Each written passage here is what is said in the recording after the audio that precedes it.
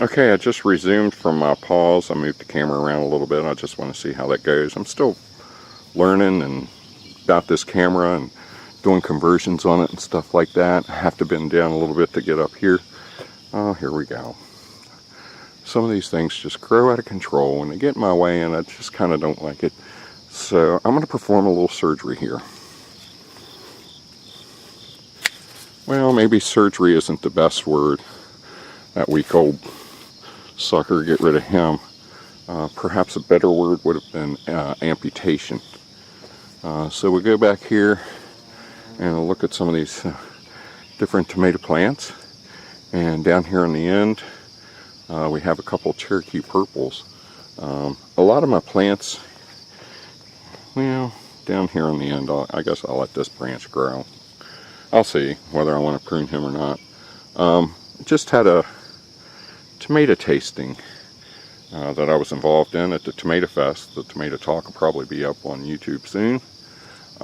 Anyhow, you know, I kind of picked the plants clean. This guy gets a free trip right here. He gets a free ride, I should say.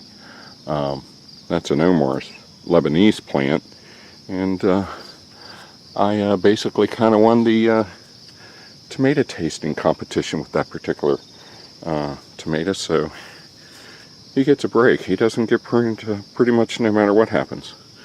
You do something like that, you get a free ride. We got some Stump of the World, Ma. Actually, it's a Stump of the World plant, and I'm obviously making fun of the old James Cagney movie, White Heat. Backing up here, we got a couple brandywine plants. So there we go. We got 3 potato leaf plants all together there. So I'm kind of going to just show what a potato leaf looks like for those that might not be familiar with potato leaf plants. I'm going to keep on backing out here. I got some boxcar willies that I got to take care of. And of course, what we got here, I'd have to go with Alternaria leaf spot on that particular one. Over here in one of the container plants, I don't even know if I'll walk over and look at it, but I have Septoria on that one. We keep backing out here. I see another potato leaf plant here. Oh, and here's a good example of early blight. So this guy has early blight.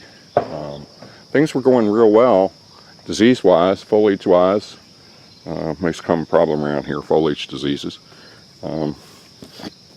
Until we started getting some rain here, and it kind of set off the foliage diseases. And being a little bit low on my copper spray, I hadn't wanted to use it a lot, and so I hadn't sprayed the top of the plants. It's just keeping things under control in the lower parts of the plants. And you know, as such, when the weather got right, the foliage diseases started taking off. So, you know, more ripe tomatoes on these plants than I thought there was. Haven't been picked clean there just 4 or 5 days ago.